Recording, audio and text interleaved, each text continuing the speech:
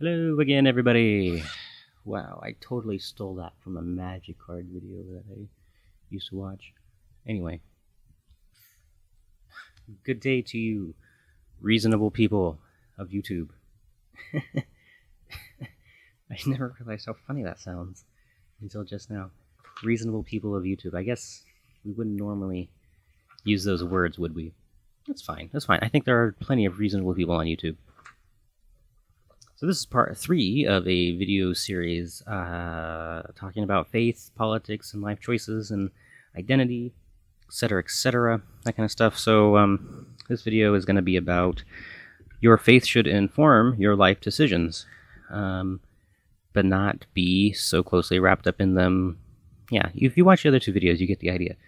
Your faith should not dictate your life decisions or cause you to question the legitimacy of another's life decisions.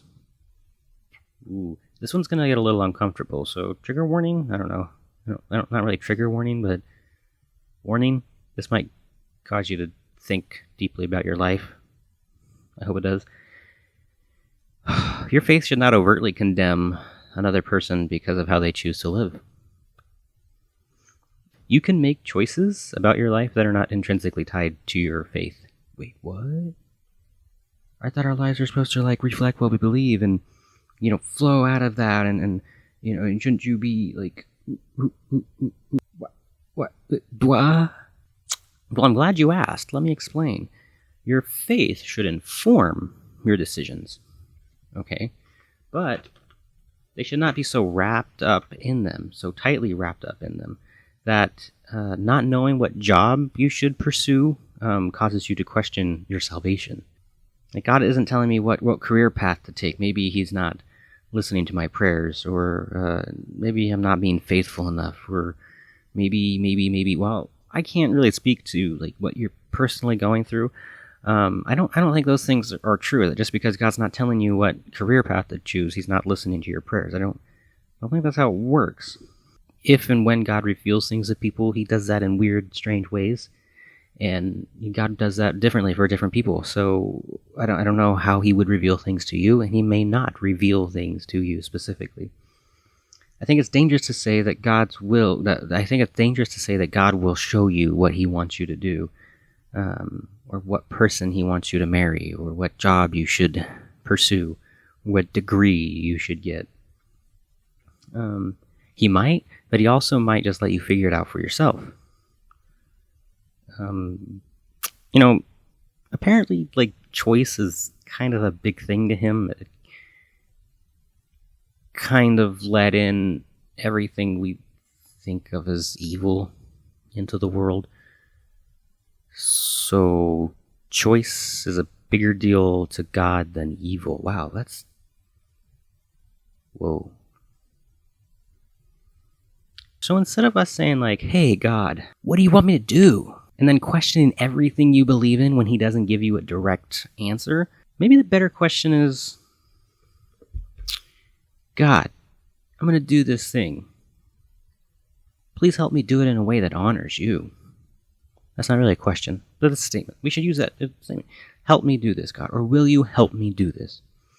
If you have an attitude like this, you're less likely to do something, one, that's dishonoring to God, and 2, you're less likely to sit around waiting for God to show you what to do or tell you what to do. You're less likely to sit at the table and wait for God to tell you whether or not to eat Life or Fruit Loops. This is a hard choice, guys. Life is simple and amazing and soft. Fruit Loops, they're this crunchy burst of flavor. I mean, how am I going to choose without divine intervention here? This is serious. I'm sorry, I'm being facetious and borderline sacrilegious. I know I need help. So back to my point. Your faith should influence your life decisions, but they should also get out of bed with each other. I'm sorry. Is that too graphic? Think of it this way. Your faith should influence your life decisions, but they need to move from the full-on hug to the Christian side hug. See what I'm saying here? Your faith should not be dependent on your behavior or life choices. And faith does not excuse bad behavior or bad choices. And faith does not give you an excuse to think of yourself as better than someone else because of the life choices that you've made. We all need Jesus. Ironically, sometimes the people that know Jesus need Jesus more than the people that don't know Jesus. Yes, I said that and I stand by that.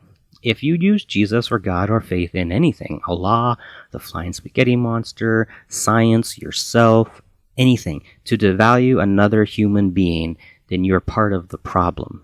I don't care what it is that you're using your belief in to do that with. That's not helpful, and that's really not cool. Whatever you think about Jesus, he was a real, respected person, and he never once made another person feel less than a human being because of how they lived their life. I don't care if you're Christian, Muslim, atheist, New Age, Baha'i, Mormon. If you use the thing you believe in to put down another person, you're doing it wrong. Whatever it is. If you believe that belief in God is detrimental, then help people see the good in not believing in God. When you attack my intelligence or my character, you call me stupid or ignorant because of my faith in God, I'm not going to entertain the idea of becoming an atheist because I don't want to be like you. If you have faith in God and you think it's good for people to have faith in God, then show them the good in believing in God.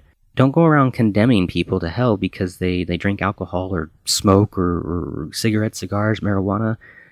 They're attracted to the same sex, they live together before marriage, or they're pro-choice, or whatever.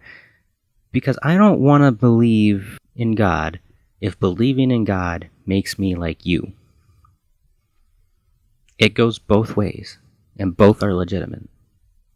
So let your faith inform your life decisions. Don't let your faith falter when you don't know what to decide.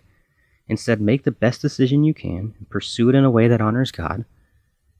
Also, do not let your faith delude you into thinking that you're better than someone else or worse than someone else. Faith does not make you a better person, but it can help you become a better person. But the more you become a better person, the less you think of yourself as a better person. It's a paradox. The most humble people don't think of themselves as humble. They think of themselves as trying to become more humble. And they don't see themselves as yeah, you're pretty humble, man. Yeah, I let everybody go first in front of me and all that. George W. Bush, that wasn't intentional. I wasn't trying to be whatever. The more you focus on being a better person, the less you will see yourself as a good person. Because you'll see where you have to make room for improvement, and you'll see where you need to do better, and you won't focus on all the behavior around you that is bad. You'll focus on the real heart of the problems. When we can do that, then we can make progress. This has been a 3-part video series in which I talk about faith and politics and identity and life decisions. I'm going to be continuing the conversations like this. So, this has been a place for reasonable people to talk. I'm still working on the name for this. If you like this video, please like it for real, and comment, and share it, subscribe, and leave any comments you have as to whether you think I'm wrong or right, or ideas for future videos, or even what I should name this thing. So, until I post my next video, be cool, and be reasonable people. Be reasonable people. Yeah.